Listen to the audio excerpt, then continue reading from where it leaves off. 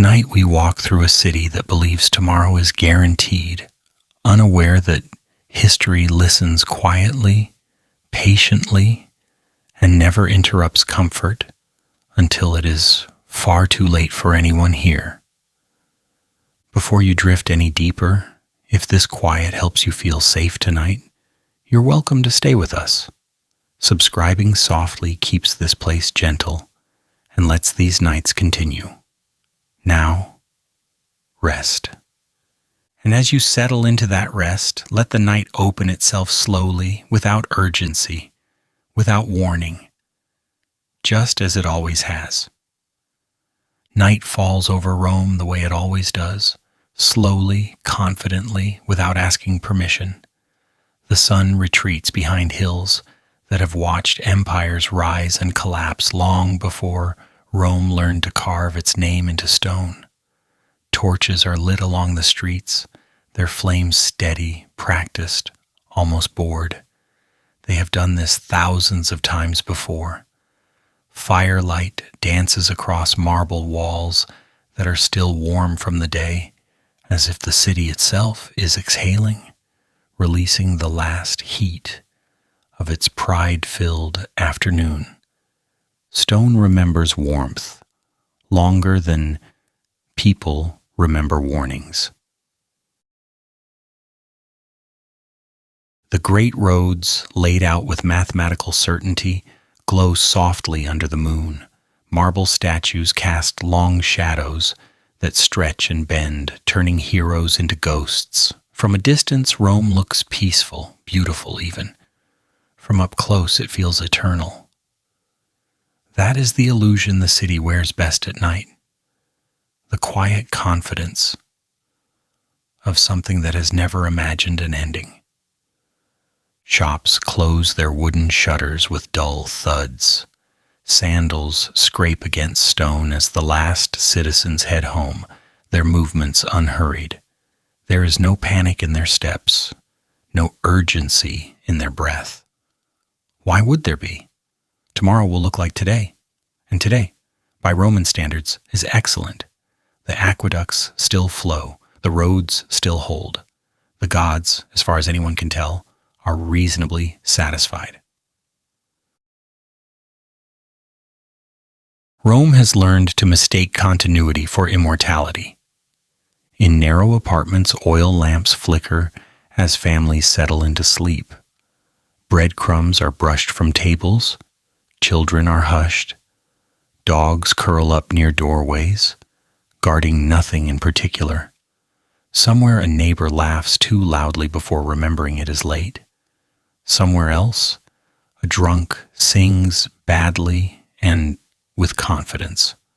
Rome allows these sounds. A city this powerful can afford a little noise. No one lies awake wondering if this is the beginning of the end. That is not how collapses announce themselves. They do not knock. They do not shout. They arrive quietly, disguised as routine. And Rome, master of routine, welcomes them like an old friend. The air smells faintly of smoke, wine, and stone dust. Incense drifts from temples where the last prayers of the day were offered hours ago. Gods have already gone to sleep if gods sleep at all. The city does not seem worried.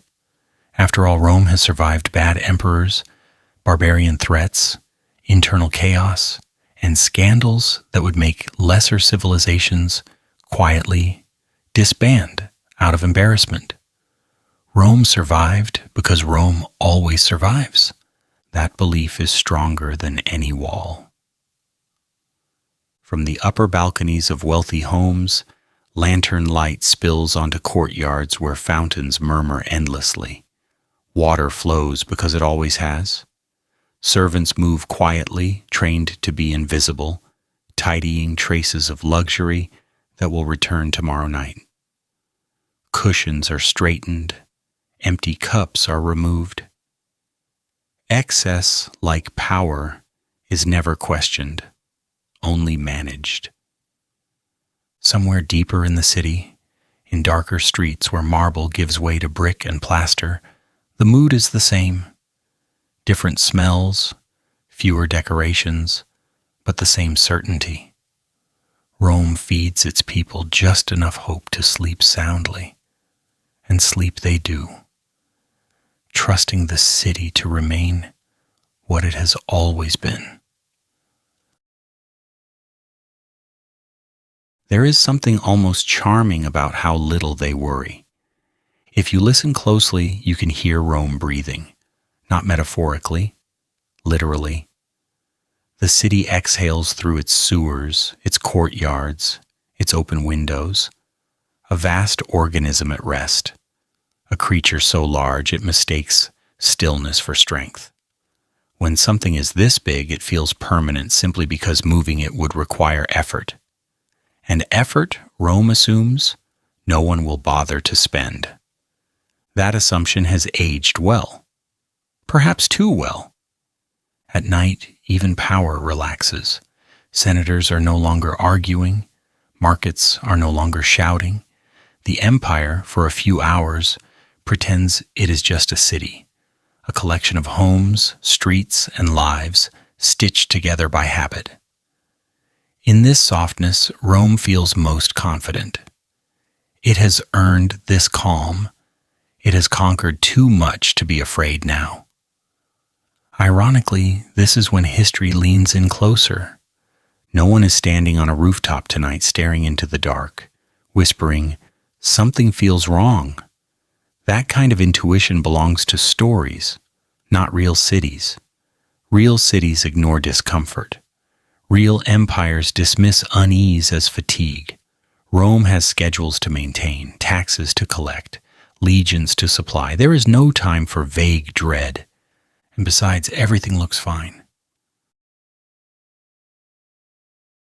The walls are still standing, the banners still hang, the statues still smile with chipped, arrogant serenity. If stone could laugh, Rome would be laughing softly at the idea that it could ever fall. Fall into what? Rome is the world.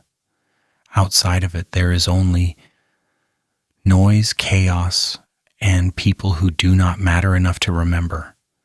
That is the thought that allows the city to sleep so deeply. Somewhere, a guard leans on his spear, eyes half closed, counting breaths until his shift ends. Somewhere else, a writer scratches a few lines by lamplight, confident his words will outlive him. Somewhere, a politician dreams of tomorrow's speech, certain the crowd will applaud. They will. Rome loves applause. Rome applauds itself constantly. No one worries about collapse because collapse looks dramatic in hindsight but boring in real time. It looks like maintenance delays, like stretched resources, like moral compromises justified just one more time. It looks like a city at night, calm and glowing, convinced it has earned the right to exist forever. Rome is very good at convincing itself. The night deepens, torches burn lower, the moon slides across the sky indifferent. History watches, patient and unimpressed. It has seen cities larger than this, louder than this, more confident than this. They all thought the same thing, that tomorrow would arrive exactly as planned. Tomorrow almost always does, just not in the way anyone expects. There is no sense of danger in the air, no thunder, no omen dramatic enough to record. The silence is clean, uninterrupted. That is what makes it unsettling, though no one would say so out loud. Rome has trained itself not to question peace. Peace is proof of success. Peace means the system works. And systems, Rome believes, are unbreakable if they have worked long enough. As the city drifts fully into sleep, one truth lingers unspoken, hovering between torchlight and shadow. The calm of the night does not reflect the calm of the heart. It only hides what has not yet learned how to scream. Because a peaceful night does not mean a peaceful soul. Quiet streets, where an empire sleeps without realizing it is tired. The calm of the night does not reflect the calm of the heart. It only hides what has not yet learned how to scream. And Rome, beneath its marble confidence, is very tired. The main roads may glow with torchlight and pride, but it is in the smaller streets that the empire truly exhales. Narrow alleys twist between buildings like veins, carrying the unnoticed labor of daily life. Here the stones are uneven, worn down, not by conquering armies, but by footsteps. Millions of them, belonging to people who will never be carved into statues. These streets do not know the language of destiny. They know hunger, habit, and tomorrow morning's chores. A tavern door creaks open, releasing a brief spill of laughter and warm air before closing again.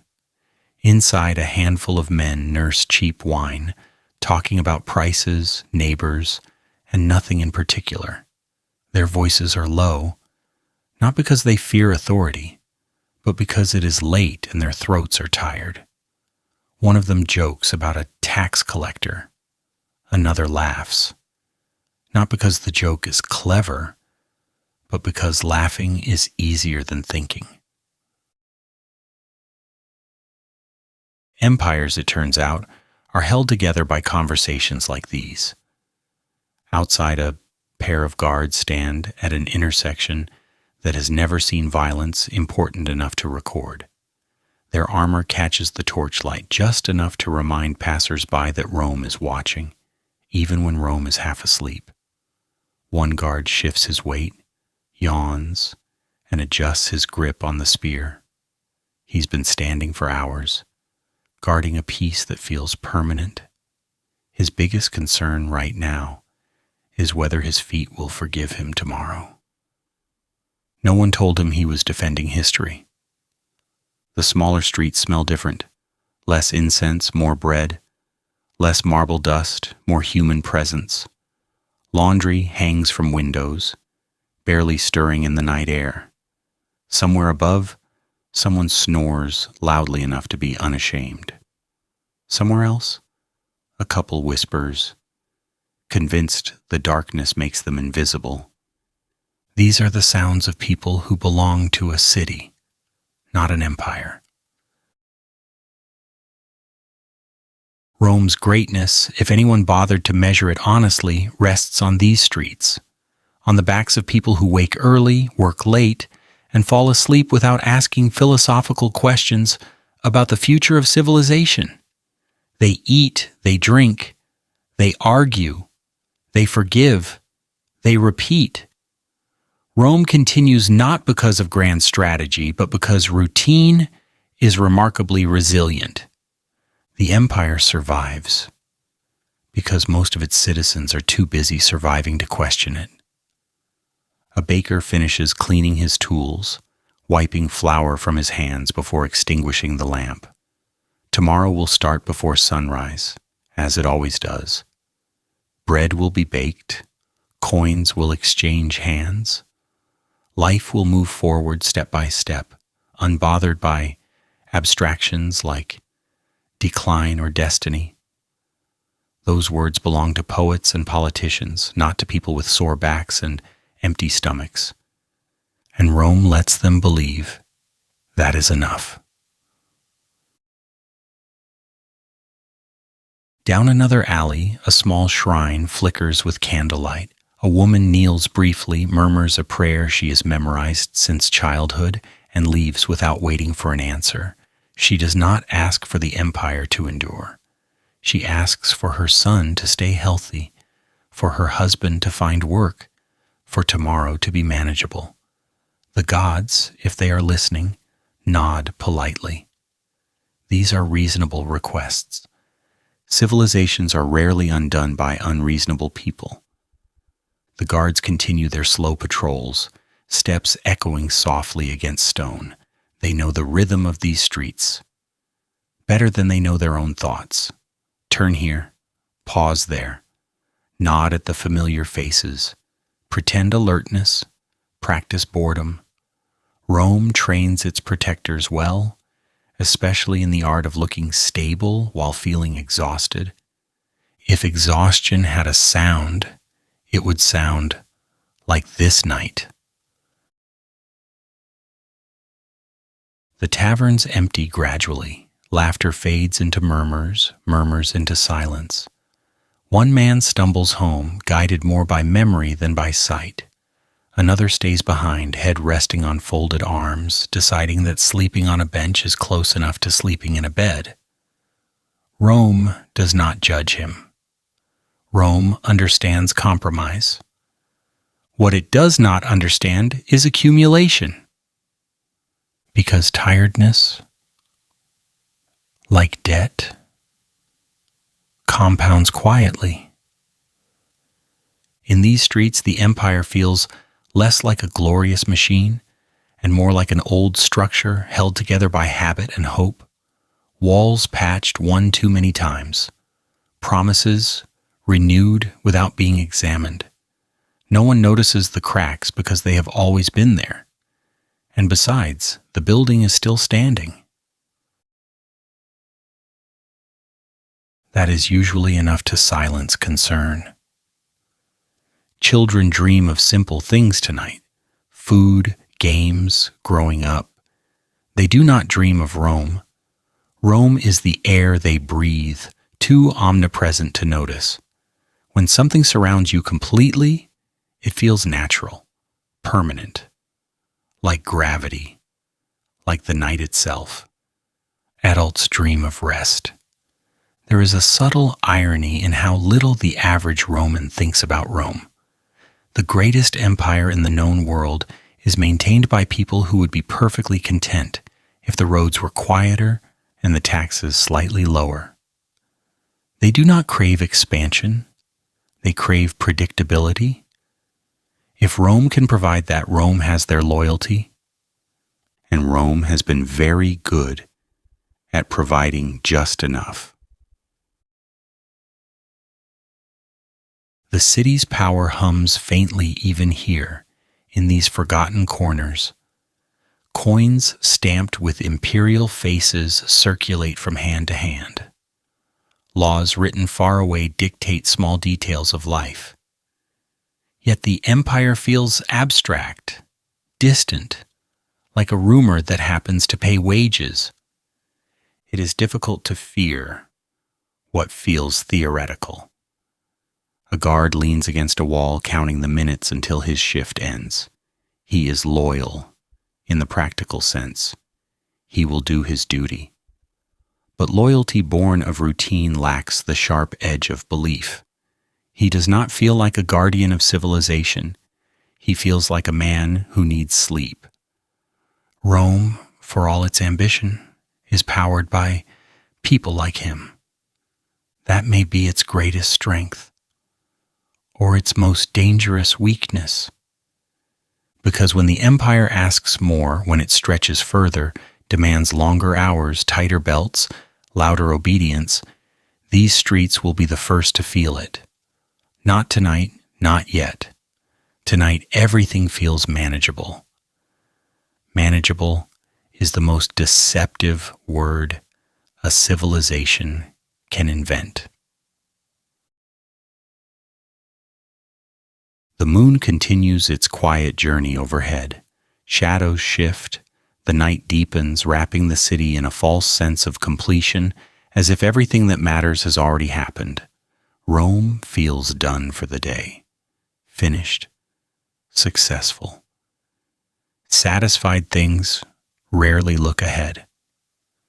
Somewhere a bell rings softly, marking an hour no one is truly counting.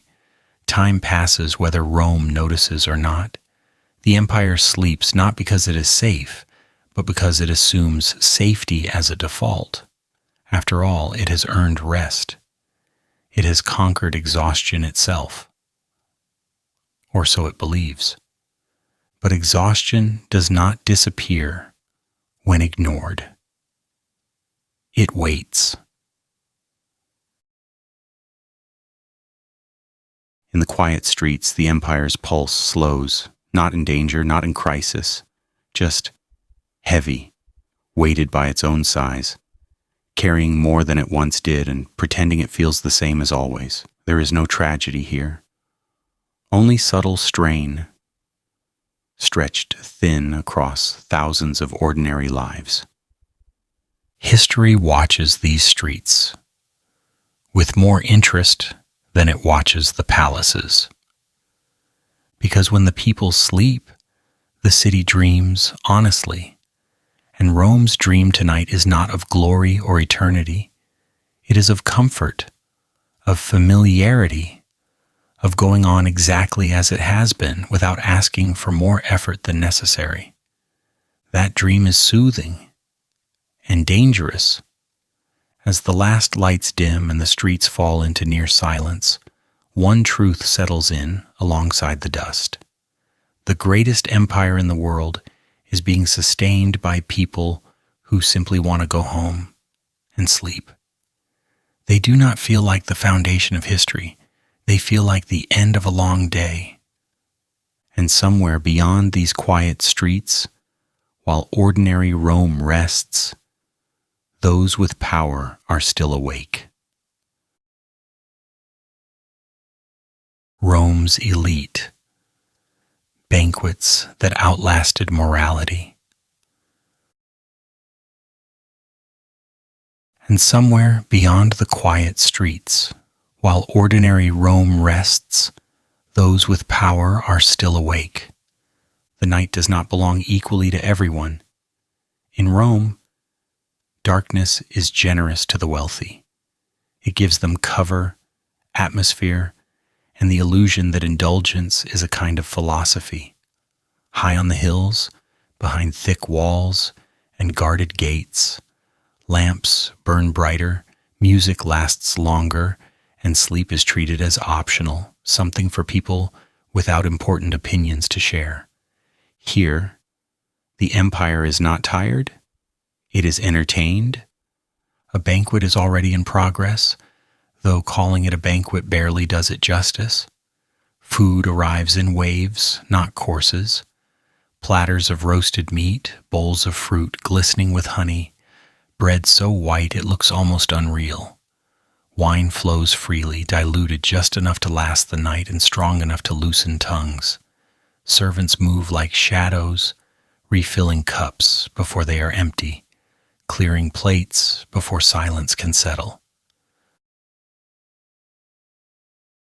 The elite of Rome recline on cushions arranged carefully so no one of importance is forced to sit upright like a commoner. Laughter rolls through the room, deep and confident. These are people who have mastered the art of sounding amused by their own intelligence. Someone recites poetry. It is clever, layered, and completely unnecessary. Applause follows, generous but slightly distracted. Another guest counters with a philosophical observation about virtue, delivered between bites of figs. A third nods gravely, agreeing wholeheartedly, while signaling for more wine. Rome, at its highest levels, is very good at multitasking. The conversation drifts effortlessly from art to politics to the moral failures of people who are not present. Names are mentioned, judged, dismissed. Someone complains about the decay of values, which is ironic given the setting, but irony is rarely acknowledged in rooms like this. It would ruin the mood. These are not foolish people. That is the important part. Rome's elite are educated, well-read, and acutely aware of history. They quote philosophers who warned about excess. They reference fallen republics with a knowing smile, as if awareness alone grants immunity. They do not lack wisdom. They simply assume it belongs to them. A senator raises his cup and jokes about how Rome has survived worse than whatever minor inconvenience is currently fashionable to worry about. Laughter follows, a little louder this time.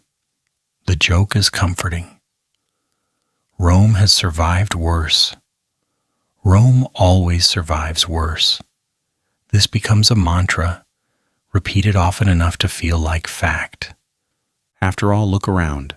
Marble ceilings, imported silk, gold-rimmed cups. This does not look like a civilization in trouble. Trouble looks poor.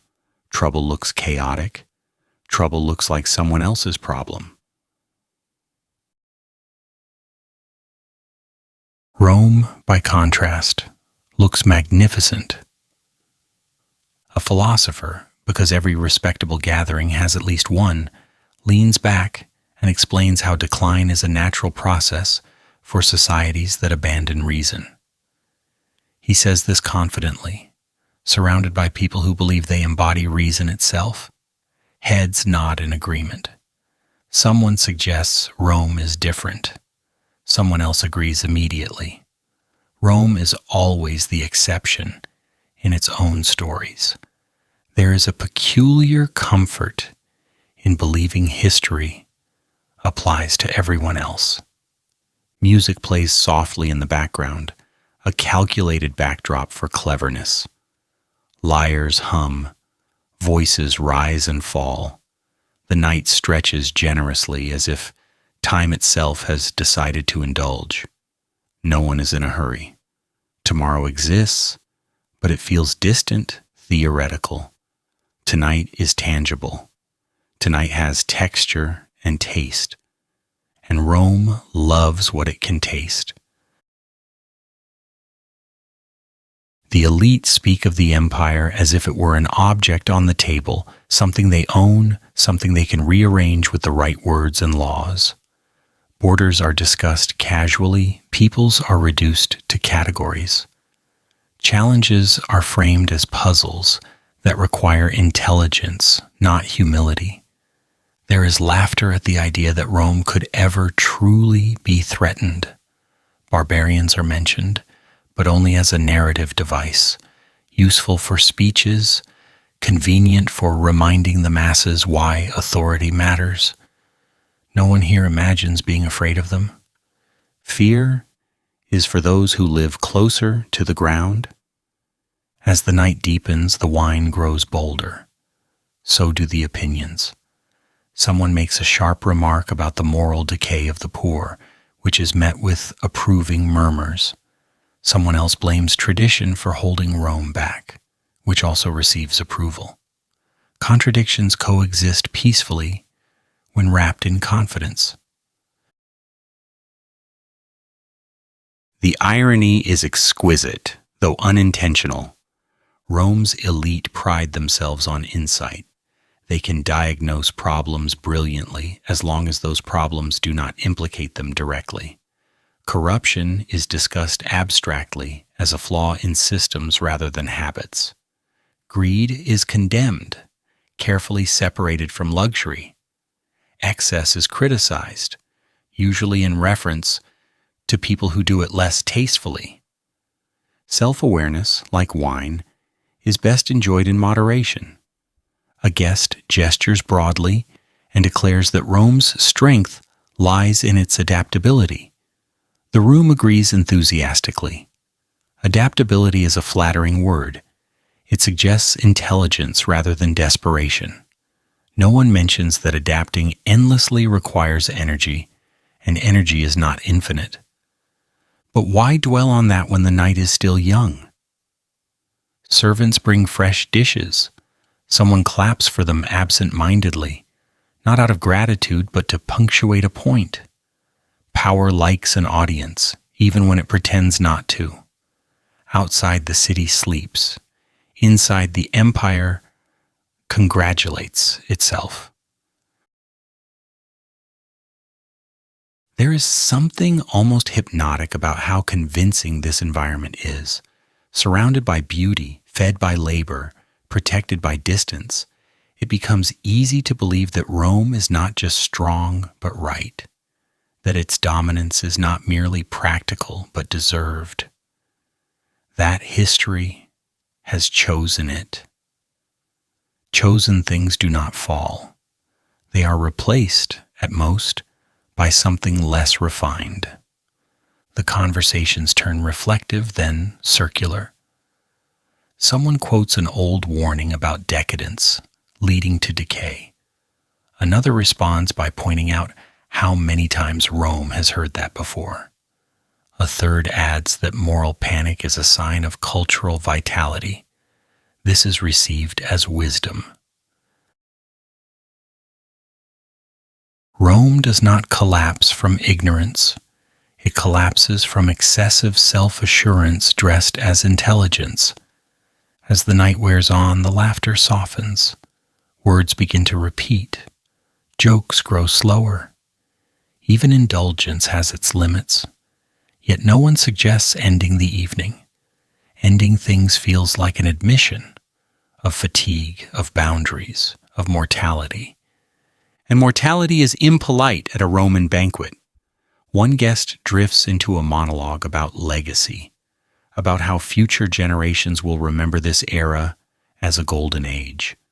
Others nod thoughtfully, imagining themselves as footnotes at worst, chapters at best. No one imagines being a warning. Warnings are for people who fail without style.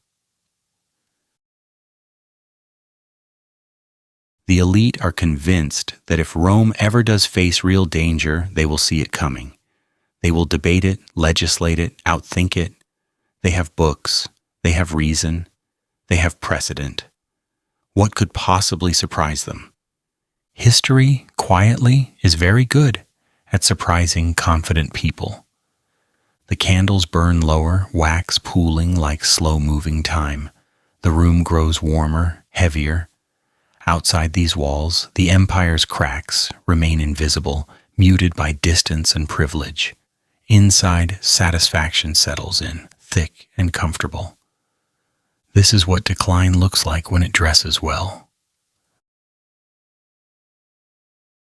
Eventually the music fades. Guests begin to rise, unsteady but smiling.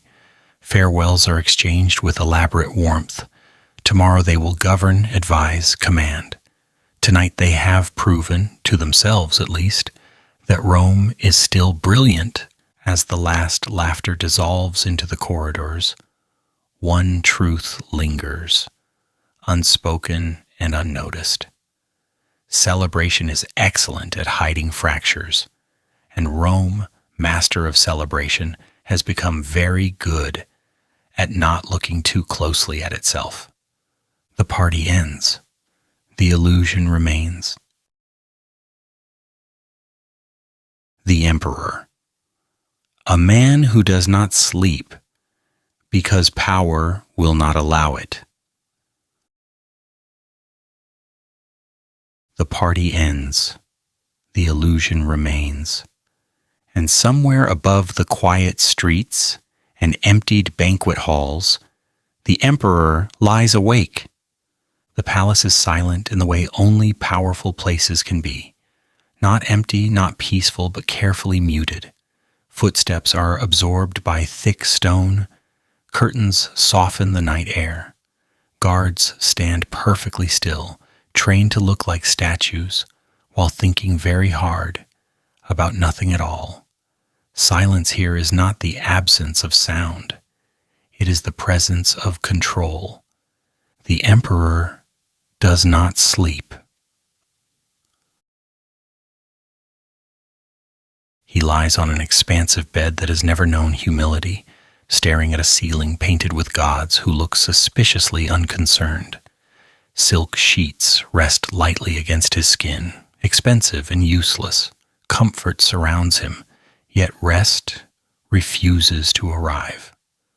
Power, it turns out, is an excellent substitute for fear and a terrible replacement for peace. Every emperor learns this eventually, usually at night. His mind moves restlessly, hopping from thought to thought, without settling. A senator smiled too politely this evening. A general hesitated before answering a question. A messenger lowered his eyes just a fraction too slowly. None of these things matter. All of them matter. Authority trains the brain to see patterns everywhere, especially where none exist. Paranoia is simply vigilance that has lost its sense of proportion. He turns slightly, listening. Somewhere beyond the walls, Rome sleeps. The city he rules breathes steadily, unaware of his insomnia. That, perhaps, is how it should be. An emperor exists so others can rest. At least that is the official story. In practice, it means the emperor carries everyone else's unease like a private tax. Power collects anxiety the way it collects enemies. He thinks of loyalty, a concept he publicly praises and privately mistrusts. Loyalty is useful but temporary. He knows this. History has taught him well. The throne is built on a long record of betrayals, assassinations, and unexpected illnesses. Every emperor studies his predecessors not for inspiration, but for warning signs. To rule Rome is to inherit a list of people who died trusting the wrong person. He smiles faintly at the thought, a humorless expression that never reaches his eyes. Being emperor means understanding one essential truth. No one is truly loyal.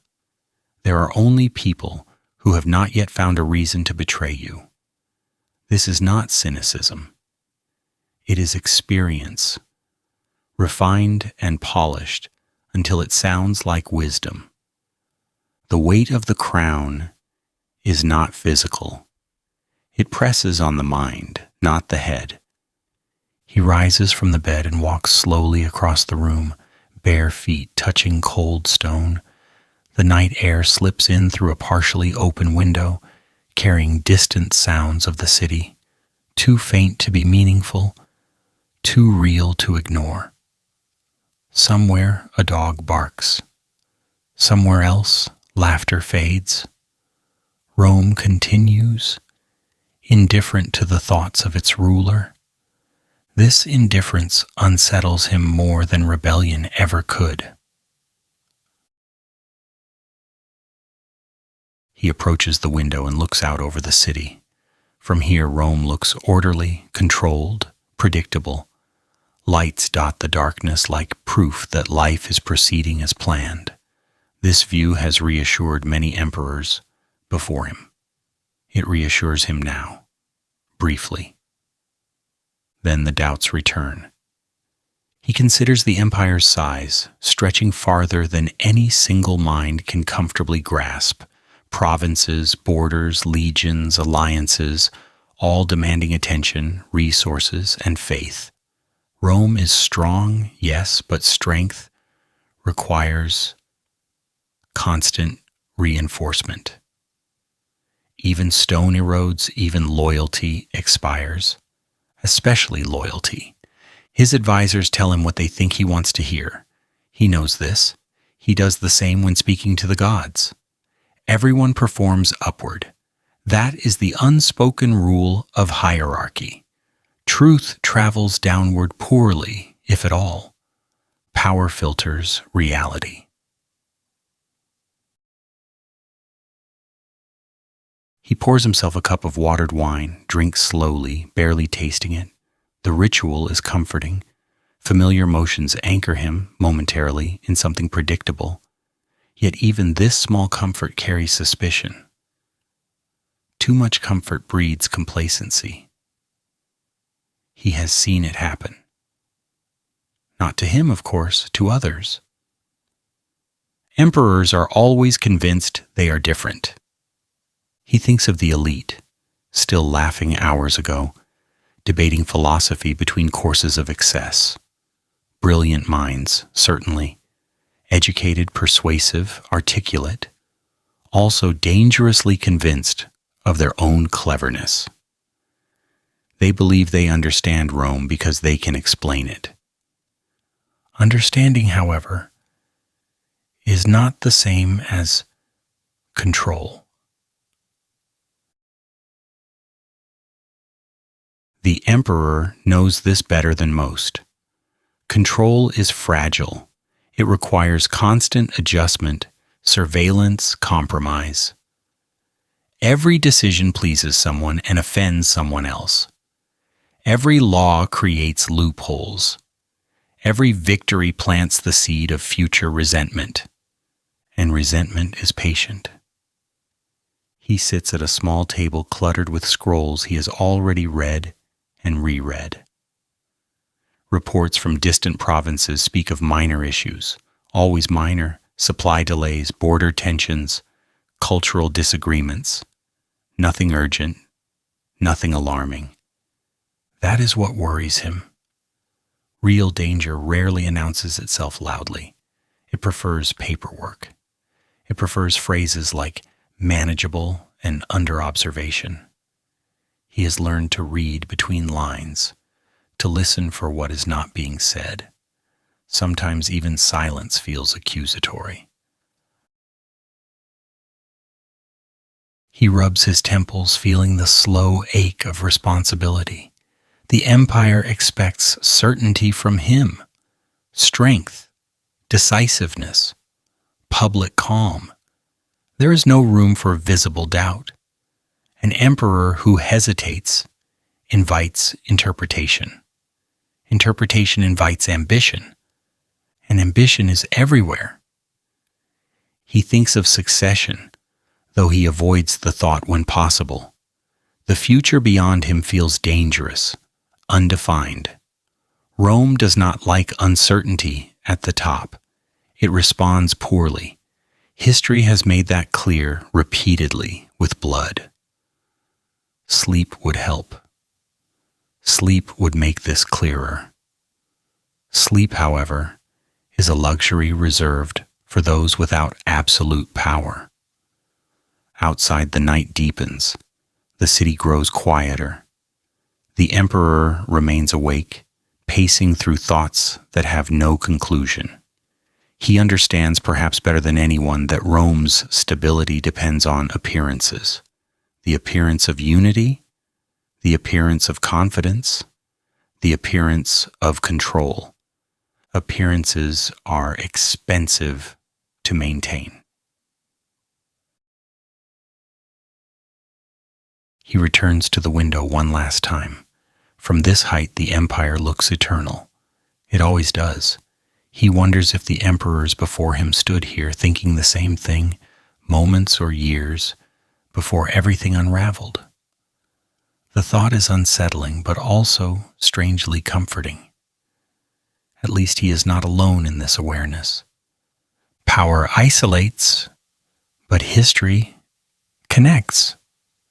He finally lies back down, closing his eyes without expecting sleep. Tomorrow he will perform certainty. He will speak firmly, decide quickly, reassure publicly. Rome will continue. For another day, another year, another stretch of time that feels endless, until it suddenly is not. As the palace remains awake with him, one truth settles quietly into the stone. When the peak cannot rest, the strain begins to travel downward, and when the highest point trembles, the foundation eventually feels it. The Roman army, guarding a world that had grown too large. When the highest point trembles, the foundation eventually feels it. Far from the palace walls, far from the banquet halls and sleepless emperors, that tremor reaches places Rome prefers not to think about at night.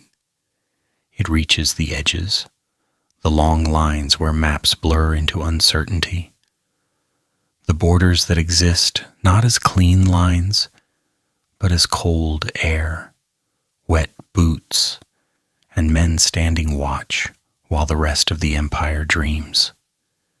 Here, the night feels different. The torches burn lower and harsher, their flames struggling against wind rather than dancing politely in still courtyards. The stars seem sharper, less forgiving. The land stretches outward into darkness that does not belong to Rome, no matter how confidently Rome claims it does. A Roman soldier stands at his post, cloak pulled tight, breath visible in the cold. His armor is scratched, repaired more times than recorded. His spear rests against his shoulder, familiar as a limb. He has stood like this before, he will stand like this again. The rhythm of guard duty has long since replaced excitement with endurance. This is what empire looks like when it leaves the capital. The soldier does not feel heroic.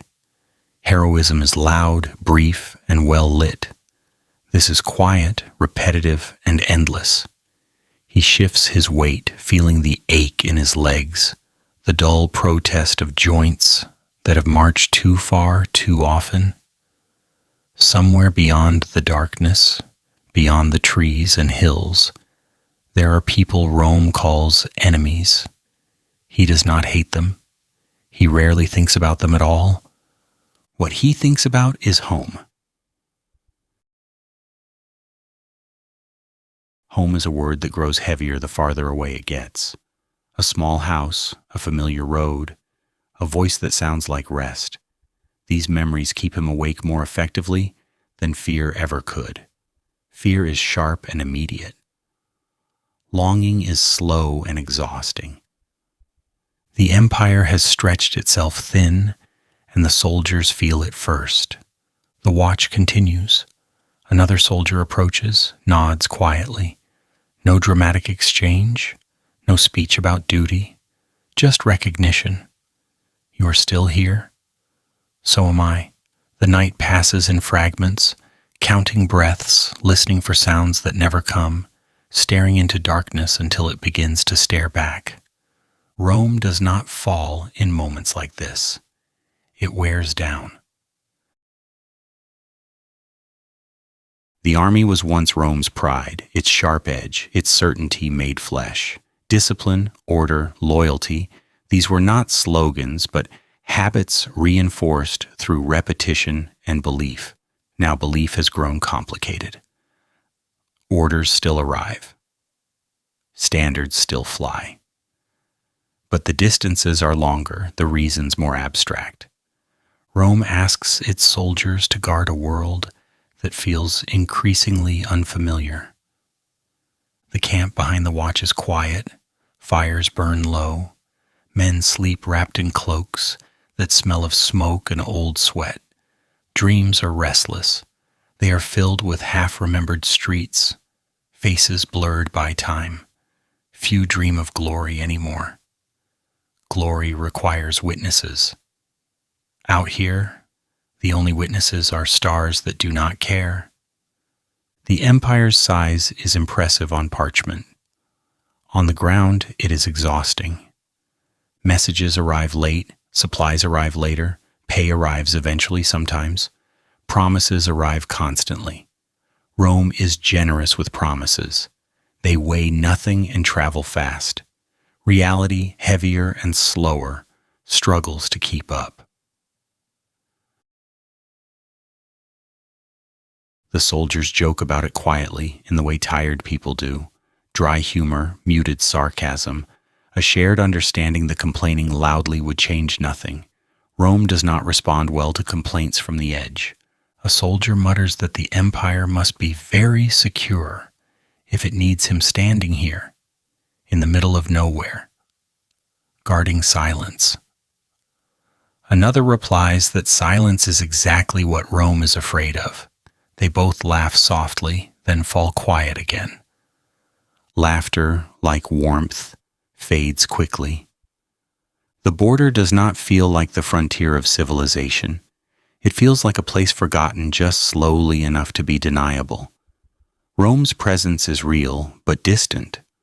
Authority arrives as symbols rather than support. Eagles carved in wood, words written in ink, faces stamped on coins that feel thinner every year. The men still obey.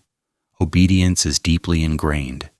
But obedience without enthusiasm becomes routine, and routine without belief becomes brittle. Rome is not defeated by a single invading force. It is worn smooth by nights like this. The soldiers watch not because they expect an attack tonight, but because they are told to. Orders arrive with impressive confidence, rarely with explanation. The empire assumes compliance. It always has. And for a long time that assumption worked. But assumptions age. One soldier thinks about how long he has been stationed here. Long enough that the local terrain feels more familiar than the streets of Rome. Long enough that the language spoken by nearby villagers sounds less foreign than the rhetoric of politicians he will never meet. This is not rebellion. It is detachment. And detachment is quieter, more dangerous. The night deepens, the cold sharpens. The world beyond the torchlight remains indifferent. The soldier tightens his grip on the spear, not out of fear, but habit. Habit is what keeps empires functioning long after inspiration fades. Rome has mastered habit. It has also overused it. The army's strength lies in repetition, drill, discipline, routine. But repetition without renewal becomes erosion. Every night watch scrapes a little more certainty away. Every unanswered question lingers a little longer. The empire continues, but the emotional distance between center and edge grows wider. From Rome, these borders look stable. From here, they feel provisional. The soldiers are not thinking about collapse. That is not their concern.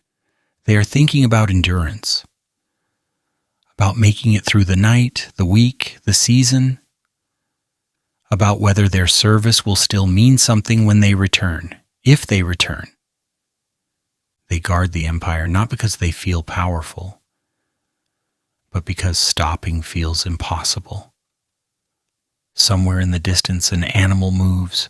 The sound is enough to heighten attention briefly, muscles tightening, senses sharpening. Then it passes. False alarms are common. The men relax again, slightly embarrassed, slightly relieved. The real threats rarely announce themselves clearly. Rome's greatest enemy is not beyond the border. It is the quiet accumulation of fatigue on this side of it, the slow realization that the empire demands more than it gives back. That loyalty is assumed, not nurtured. That sacrifice is expected, not remembered.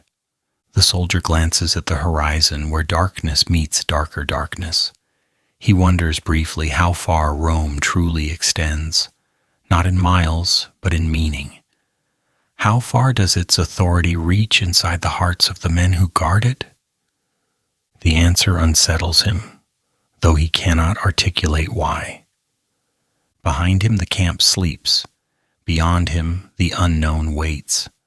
Above him the stars remain unchanged, unimpressed by banners and borders. He stands between these realities, a human marker of a system stretched thin. Rome is not collapsing tonight, but it is wearing itself down, one watch at a time. As dawn slowly approaches, still hours away, the soldier remains at his post. He will be relieved eventually. He always is. Another man will take his place. The line will hold. The empire will endure. For now. But as the night lingers, one quiet truth settles into the cold air. When borders stretch farther than belief, when duty outpaces meaning, even the strongest walls begin to weaken, not with noise, but with time.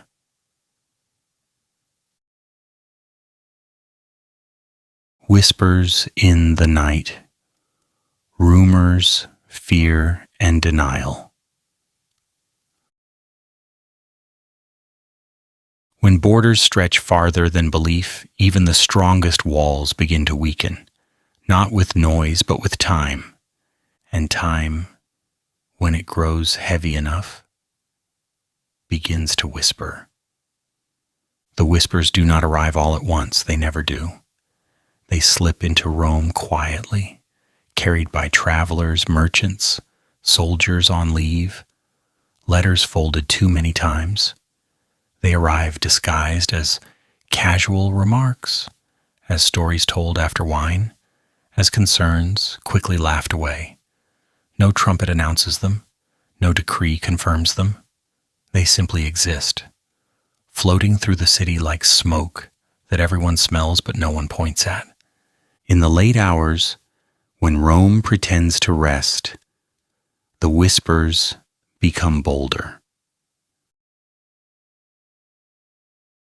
In taverns, a man leans closer to another and lowers his voice, even though there is no one listening. He speaks of unrest beyond the borders, of tribes moving in ways that feel organized rather than desperate. His companion shrugs, takes a drink, and says, "Rome has heard such stories before. Rome always hears such stories." They finish their wine and change the subject. Across the city in quieter homes, similar conversations unfold. A woman mentions rising prices. A neighbor blames greedy merchants. Someone else blames taxes. Someone else blames fate. No one blames Rome itself. That would be excessive, disloyal, uncomfortable. Denial, after all, is easier when shared. Rumors move faster than facts because they are lighter. They do not require proof, only attention. They grow in the spaces where official explanations feel thin. Rome has explanations for everything, but explanations do not always feel satisfying. When they fail, imagination steps in, and imagination is rarely kind. There are whispers of legions stretched too far, of soldiers stationed in places no one in the capital could find on a map. Whispers of corruption that is no longer subtle enough to ignore. Whispers of emperors before this one who thought themselves secure until they weren't. These stories are told softly, then dismissed loudly. Rome does not like to be alarmed. Alarm implies urgency, and urgency suggests weakness. A city built on confidence treats fear as a personal flaw rather than a collective signal. If you are worried, Rome implies, perhaps the problem is you. So people learn to smile while listening.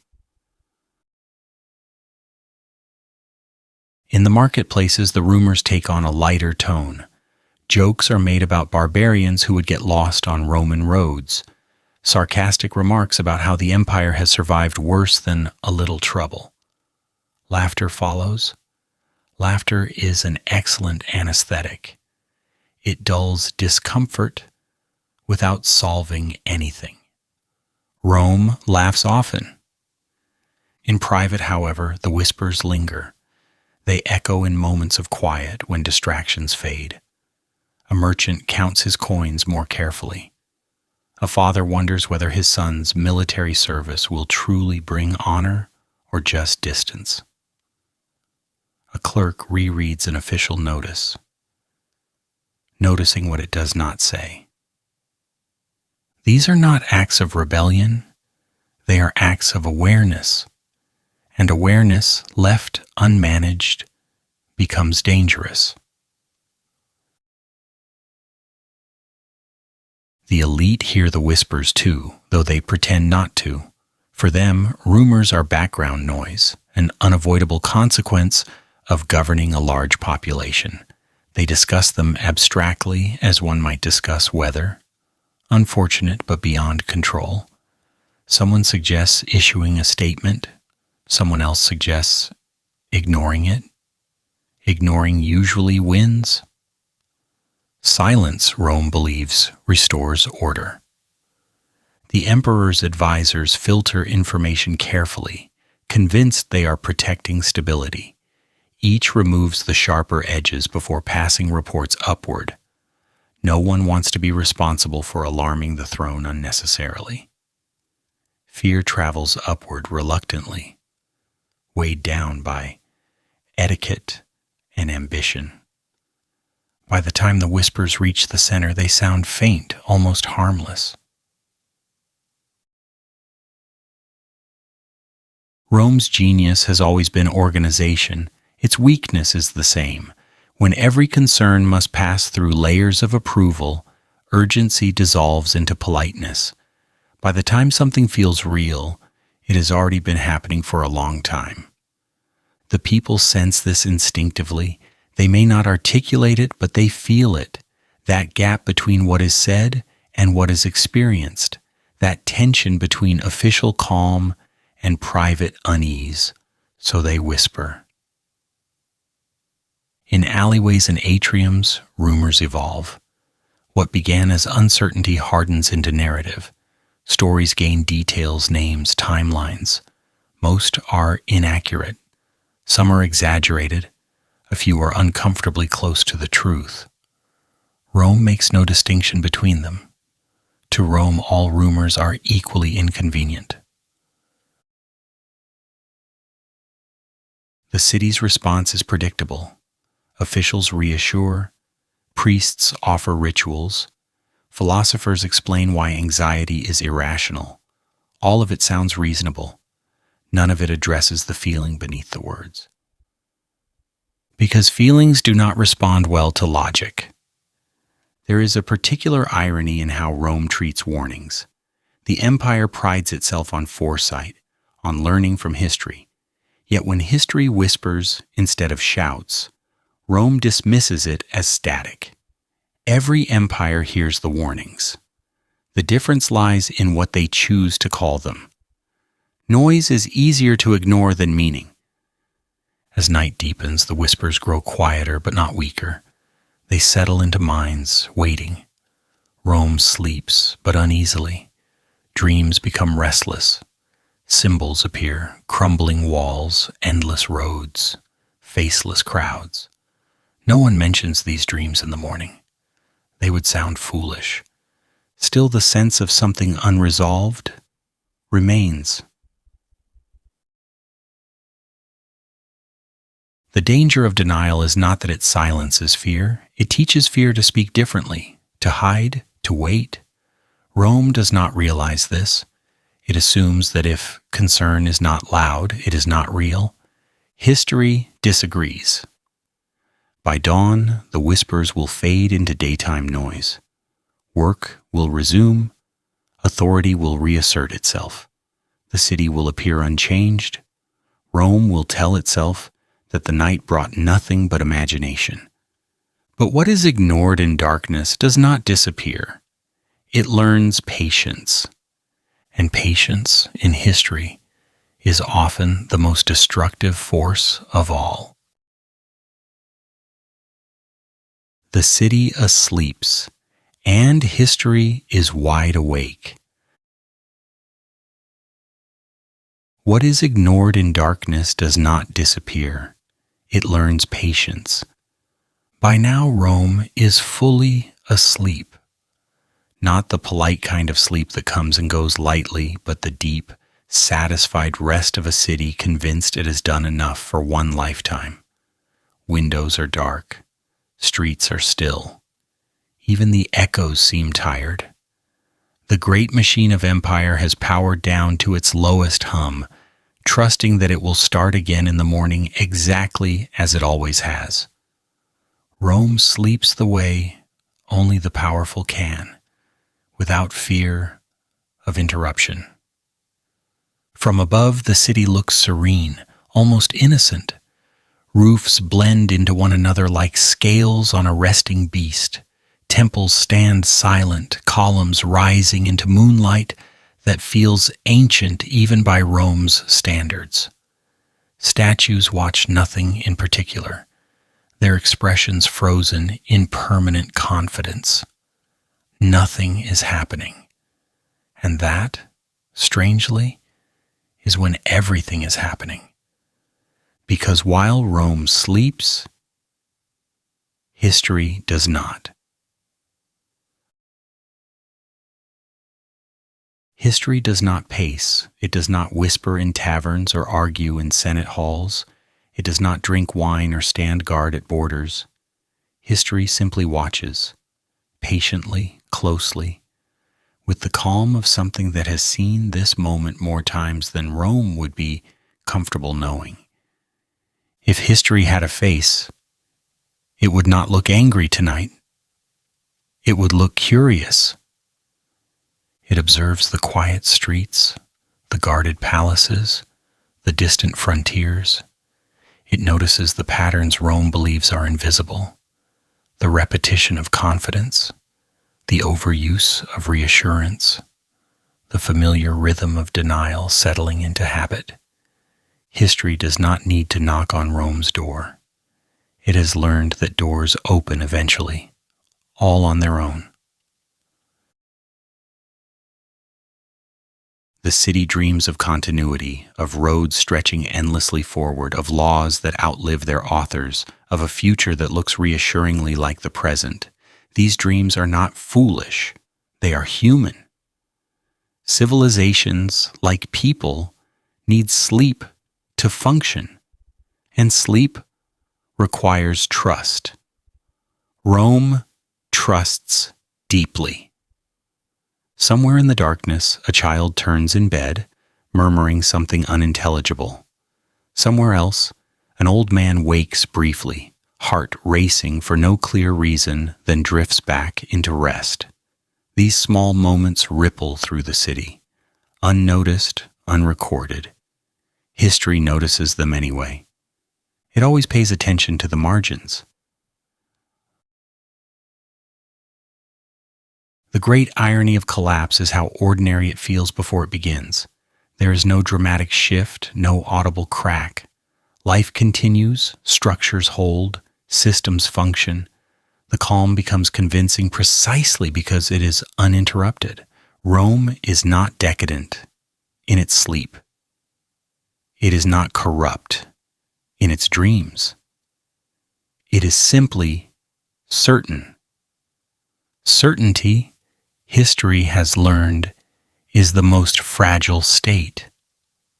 From its vantage point beyond time, history recognizes the signs, not as omens but as tendencies. A city that has grown accustomed to winning. Institutions that mistake longevity for inevitability.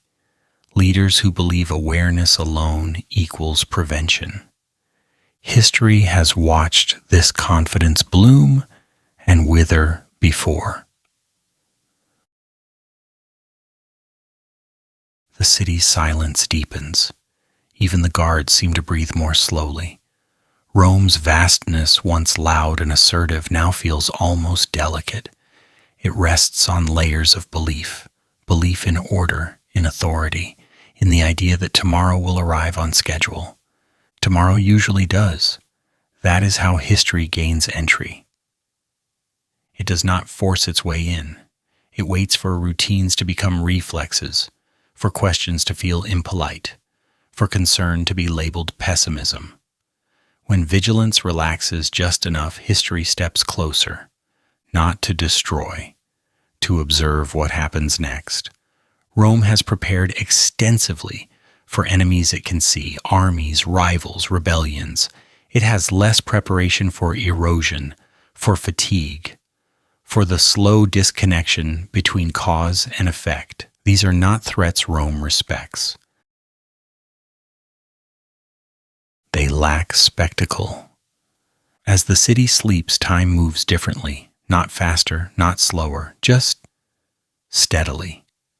Each moment stacks quietly on the last. History counts these moments, not in dates, but in patterns. The repetition of nights like this one, the absence of urgency, the presence of comfort. Comfort is persuasive.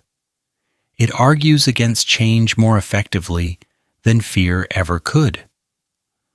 Rome's institutions, solid and ancient, dream of permanence. They have been here so long that their beginnings feel mythological. Endings, therefore, feel impossible. Something that has always existed does not imagine non-existence. History smiles gently at this assumption. If it could speak to Rome now, it would not threaten or warn, it would simply remind.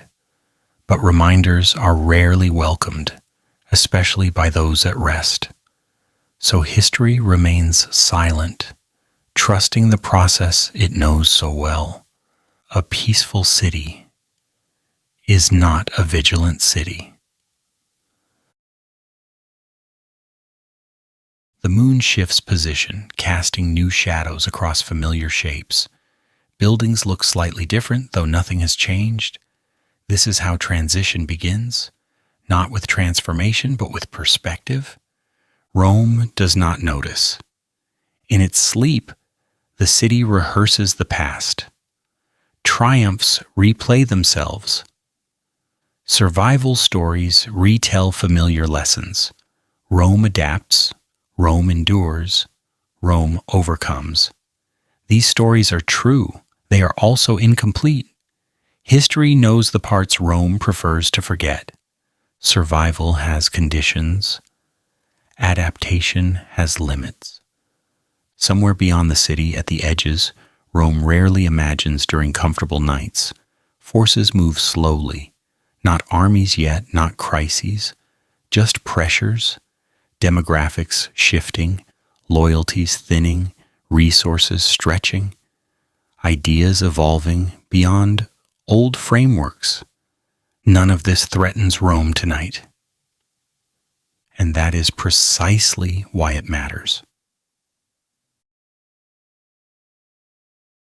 The danger is not that Rome is unaware. It is aware in all the wrong ways. It knows it is powerful. It knows it has survived. It knows history exists. What it does not fully accept is that history is not impressed. History does not reward greatness with permanence. It records greatness, then moves on. As dawn approaches, still unseen, Rome's sleep deepens. The city has done nothing wrong today. That is the most unsettling part. There has been no mistake dramatic enough to correct, no failure obvious enough to inspire reform. Everything looks normal. History leans closer, not because something has gone wrong, but because nothing has. The absence of disruption creates space. Space invites assumption. Assumption invites vulnerability. This is the quiet before no one notices the change. When Rome wakes, the streets will fill again. Orders will be given. Bread will be baked. Laws will be enforced. The empire will continue, convincingly intact. And history will step back, patient once more. Because before collapse, before crisis, before the word fall gains meaning, everything always looks ordinary, familiar, safe. Rome sleeps peacefully, unaware that this is exactly the moment history finds most interesting. The signs no one recorded. Rome sleeps peacefully, unaware that this is exactly the moment history finds most interesting.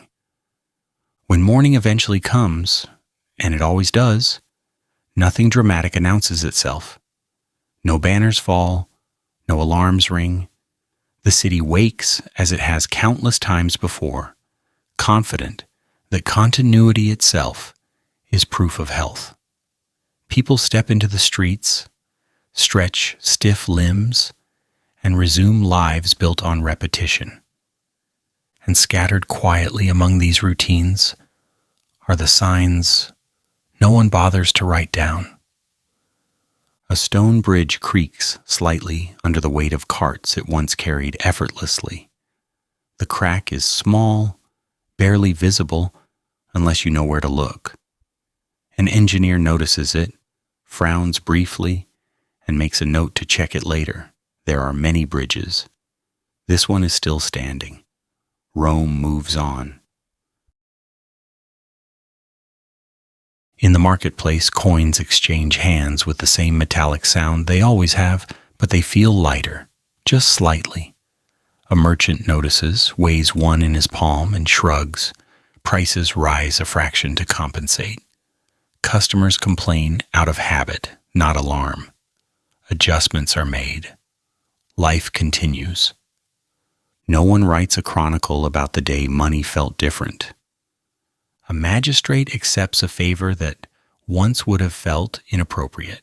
He justifies it easily. Everyone does it. The system demands flexibility. Rules, after all, exist to be interpreted. He tells himself he is not corrupt, just practical. Rome nods approvingly. Practicality is one of its favorite virtues. Morality does not collapse. It thins.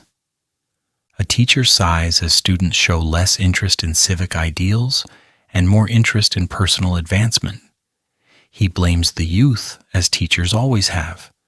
Youth, in turn, blame the world for being less forgiving than promised.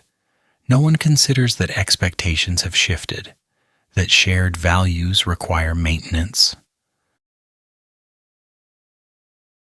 There is no historian present to take notes. Rome's decline, if it can even be called that yet, does not resemble a story worth telling. It is made of inconveniences, compromises, and quiet recalculations, each one reasonable, each one defensible. Together they form a pattern invisible to those living inside it.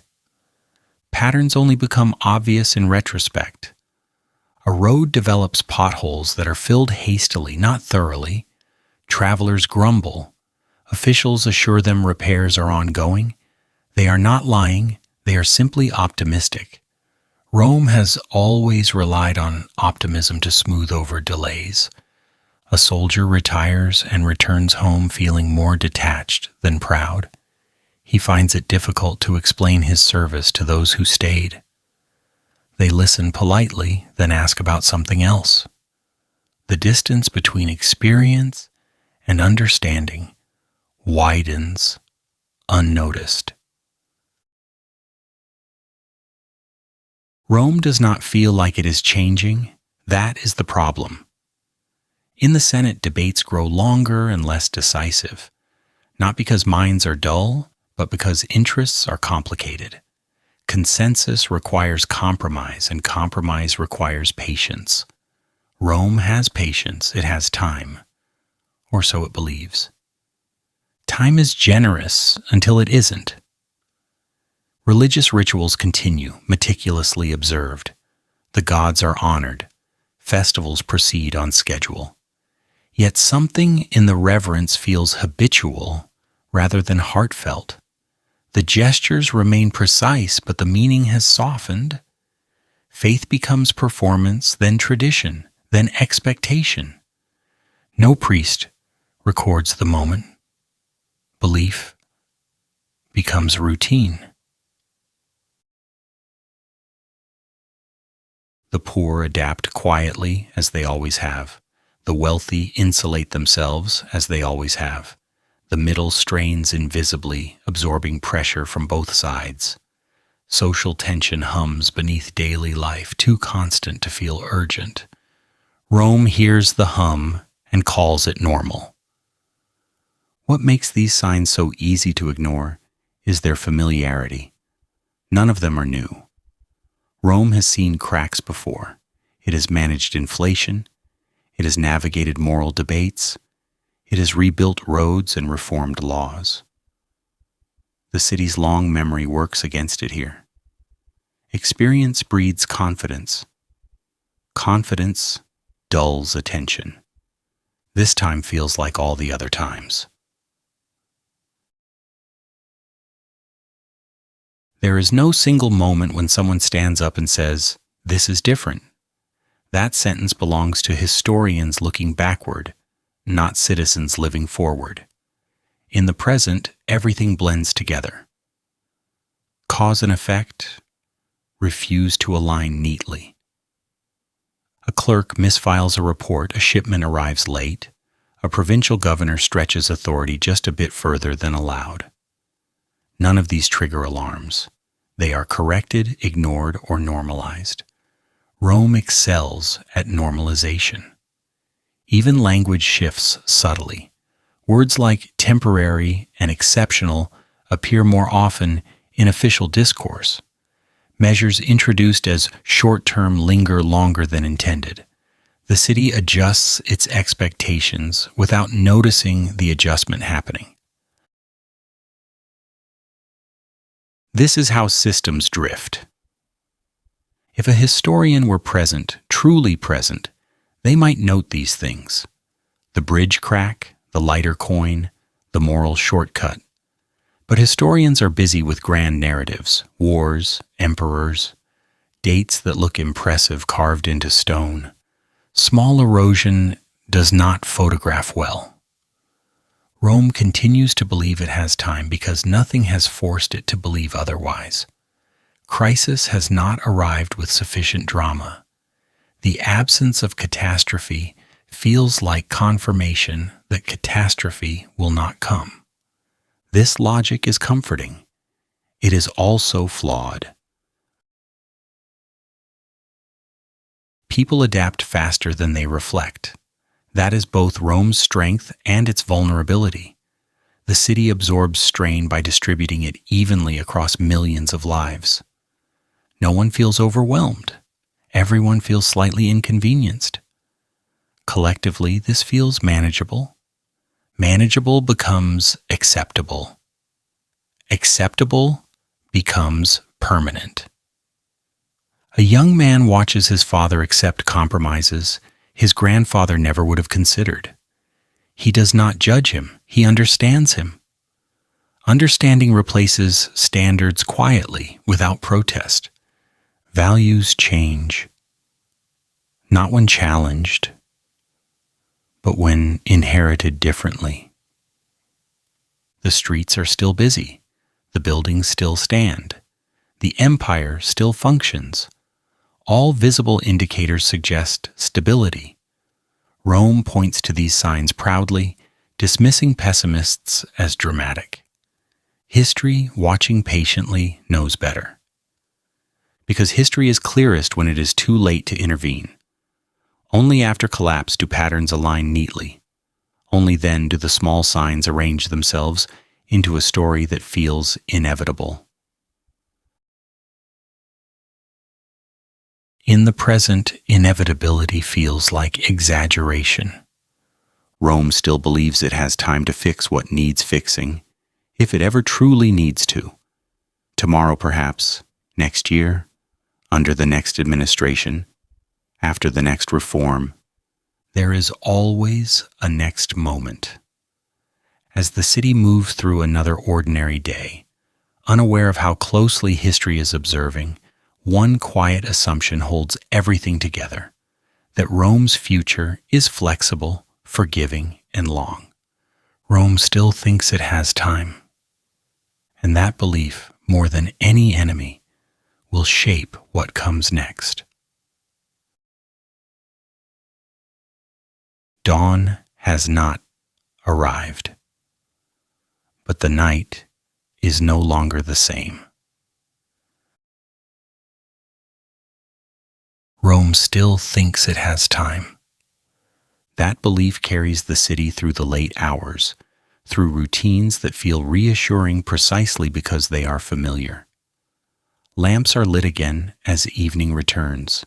Conversations resume where they left off, and the city settles into another night that looks remarkably like the one before. From the outside, nothing appears altered. From the inside, something subtle has shifted. The night is almost over. but it is not the same night. No bell marks the change, no decree announces it. Rome does not stumble or gasp. It continues smoothly, gracefully even, like a dancer who has not yet realized the floor beneath them is slowly tilting. This is what unsettles history the most. How normal everything still looks. The streets fill briefly before quieting again. Vendors pack away goods. Families share meals. Laughter rises and fades. Rome performs continuity flawlessly. If continuity were proof of stability, the empire would be immortal. But continuity can also be camouflage. Something intangible has been lost since the earlier darkness. Not safety, not power, something softer. A certain confidence that once felt effortless now requires reinforcement. Reassurance appears more often in speech, in law, in ritual. Rome does not notice this increase. It feels like responsibility, not anxiety. The difference is easy to miss if you are living inside it. A man walking home pauses at an intersection, momentarily unsure which street to take.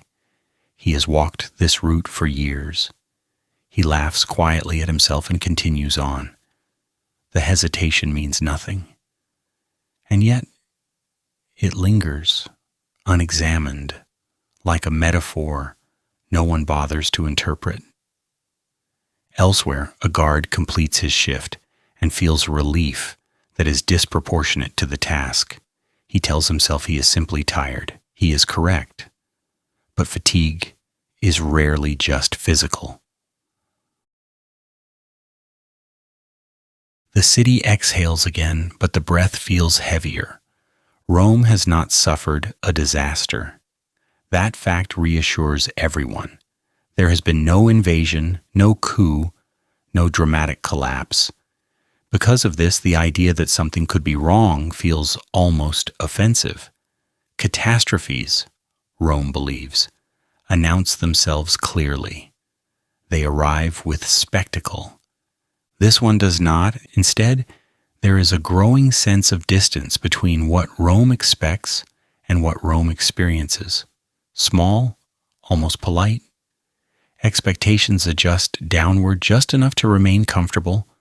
Nothing breaks. Nothing demands urgency. Urgency is the enemy of calm. Rome values calm deeply. The night carries on, but conversations change tone ever so slightly. Jokes land differently. Complaints last longer before being dismissed. Optimism becomes conditional. People still believe in the future, but they describe it with more qualifiers. If things continue as they are. The phrase appears often now. Institutions remain intact, yet they feel heavier, slower to respond. Decisions take longer. Explanations grow more elaborate. Complexity increases, and Rome prides itself on managing complexity. What it does not notice is how complexity can also obscure accountability. When everything is connected, nothing feels directly responsible. The empire's vastness, once a source of pride, now introduces delay. Delay introduces uncertainty. Uncertainty introduces interpretation. Rome becomes a city of interpretations, where everyone senses change but defines it differently. Some call it transition. Others call it adjustment. A few quietly think the word decline, but never say it out loud. Words have power, and Rome is careful with them. Silence becomes policy. The unsettling truth is not that Rome is weaker tonight than it was before. It is that Rome is less sure of why it is strong. Strength without clarity becomes performance. Performance requires energy. Energy is finite. The night deepens toward its end. Somewhere, a rooster cries too early, confused by artificial light. Somewhere else, an insomniac stares into darkness, feeling a vague sense of loss without knowing what has been lost. This is the moment history finds hardest to explain later. When people ask, when did it begin? The honest answer is unsatisfying. It began when nothing happened, when life went on, when Rome adjusted instead of confronted, when comfort was preserved at the cost of curiosity. The fall is not a moment. It is a process you do not realize you are inside. Rome still functions. That is what makes the process so convincing. Roads carry traffic. Laws are enforced. The emperor rules. The army stands. The gods are honored. Everything that should exist still exists. But existence is not the same as vitality. The city no longer questions itself in the same way. Self-reflection feels indulgent. Rome has more important matters to attend to. There are always more immediate concerns. The long view is postponed repeatedly until it becomes theoretical. History observes this postponement with quiet familiarity. As the first hint of dawn threatens the horizon, the night resists. Lamps flicker, shadows thin. The city prepares to wake again. Rome believes tomorrow will clarify things. Daylight always feels honest. Daylight, however, only reveals what night has already shaped. The people of Rome will wake soon with no memory of this subtle shift. They will feel mostly the same, slightly more cautious, slightly less patient, slightly more inclined to accept explanations that promise stability over truth. None of this feels dramatic. None of it feels final. That is why it works. Rome has crossed no visible line. It has simply drifted. The difference between yesterday and today is imperceptible, yet cumulative, like erosion that reshapes stone not by force but by persistence. The empire still tells its story proudly, and the story is still believable, but it now requires more effort to tell convincingly, more reminders, more reassurance, more repetition. Repetition is a sign of doubt, trying to disguise itself as tradition. As dawn edges closer, the city stands on a threshold it does not recognize. Behind it lies a Rome that assumed endurance. Ahead lies a Rome that must negotiate it. The change is not obvious enough to fear, but too real to ignore, though ignore it will. History does not intervene. It never does. It simply turns the page when the ink has dried enough. And somewhere between the last darkness of night and the first light of morning, Rome remains standing, unaware that it has already begun to become something else. Not fallen, just different. And that difference will matter more than anyone realizes. Because when dawn finally comes, history will not announce a collapse. It will simply continue writing. The final whisper, Rome before it was no longer Rome. And somewhere between the last darkness of night and the first light of morning, Rome remains standing, unaware that it has already begun to become something else. This is not the moment history usually dramatizes. There are no flames licking marble columns, no crowds screaming in panic, no chronicler racing through the streets, shouting that everything is about to end. Those images belong to endings that are easy to remember. Rome's story, at least here, refuses such clarity. Instead, there is only the night. Familiar, quiet, almost comforting. Rome breathes slowly now, as if savoring the last moments of a dream it does not yet realize is ending. The city feels intact, solid, whole. Walls still rise, laws still hold. The name Rome still carries weight, authority, inevitability. And yet something essential has already slipped out, unnoticed, like a final whisper swallowed by darkness. This is the Rome before it is no longer Rome, not in structure, not in name, but in spirit. The streets are quiet again, not the tense quiet of fear, but the relaxed silence of routine. Lamps flicker in windows where people have fallen asleep mid-thought. Somewhere a guard shifts his stance, more out of habit than vigilance. Somewhere else, a senator dreams of speeches that will still be applauded tomorrow. The empire has no reason to suspect betrayal by time itself. Rome has always believed it would recognize the moment of danger. That danger would arrive clearly labeled, armed, and hostile. It has prepared endlessly for that version of the future.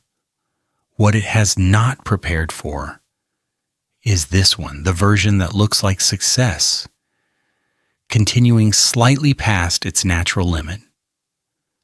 The final whisper is not spoken aloud. It exists in the space between confidence and complacency. In the subtle way expectations have lowered without protest. In how phrases like good enough have quietly replaced necessary. Rome does not feel afraid tonight. That is important. Fear might have prompted change. Fear might have demanded attention. Instead, Rome feels experienced, seasoned, certain it has seen everything worth seeing. History knows that certainty is often the last luxury of the unchallenged. In the palaces, sleep finally reaches those who rule. Their dreams are filled with order, continuity, and the familiar satisfaction of being necessary. They do not dream of collapse. Collapse is crude, inelegant. Rome's self-image demands something more refined. In modest homes, people sleep too, wrapped in the small concerns of their own lives. Tomorrow's work, tomorrow's meals, tomorrow's obligations. Rome exists for them as background, important, omnipresent, but rarely questioned. It has always been there. It will always be there. That assumption hums softly through the city like a lullaby. This is not denial born of ignorance, it is denial born of repetition. When something works long enough, questioning it feels unnecessary, even impolite. Rome has learned to reward stability more than curiosity. Curiosity is dangerous. It asks what comes next. Outside the city, beyond the borders, and beyond the imagination of most citizens, the world continues to change at its own pace. Not urgently, not aggressively, just persistently. Rome does not notice because it is still measuring the world by standards it once set. History watches this misalignment patiently. If history could whisper back to Rome now, it would not mock or scold. It would not even warn. It would simply observe that identities, like empires, are not lost all at once. They thin, they soften, they drift, until one day the name remains, but the meaning has altered. Rome still calls itself Rome. That is enough, for now.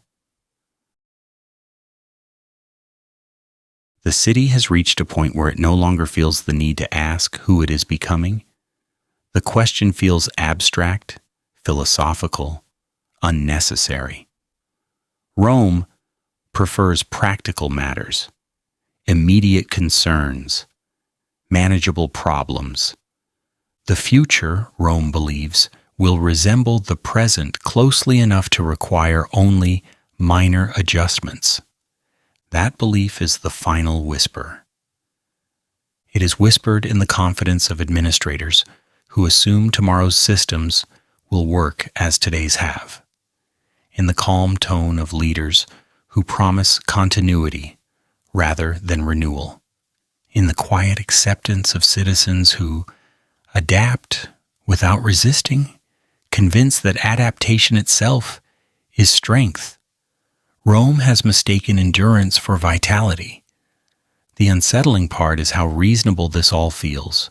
There is no villain here, no single failure, no moment worthy of outrage. Everything that has led Rome to this night has been logical, justified, even admirable. That is why it works.